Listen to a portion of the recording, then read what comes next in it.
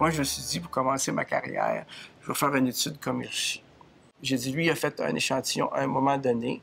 Moi, je vais poser 2 fois les questions à 2 ans d'intervalle aux mêmes personnes pour voir comment ils évoluent. Donc, c'est devenu une étude développementale, longitudinale, qui nous permet de suivre le développement psychologique de la population, le développement social de la population, le développement comportemental de la population. La même chose chez les délinquants, de les comparer, puis voir quels sont les facteurs et les mécanismes qui sont importants dans ce développement-là.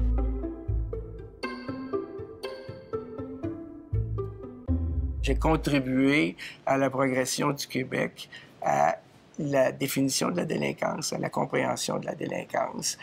J'ai aussi travaillé au niveau de la réadaptation dans des programmes nouveaux qu'on a développés, qu'on a expérimentés, puis qui s'appliquent maintenant dans plusieurs centres de recherche, commissions scolaires, etc.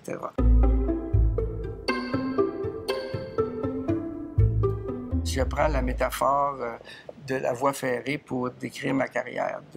Un rail, c'est la recherche fondamentale sur le développement des délinquants, des adolescents à travers l'adolescence et l'âge adulte. Le deuxième rail, c'est la réadaptation et les travaux sur l'évaluation clinique des jeunes délinquants et les programmes de réadaptation. Puis il y a des traverses entre les deux. J'ai toujours essayé dans ma carrière à ce que les données scientifiques servent à la pratique, l'expérience pratique serve à la conception au niveau scientifique.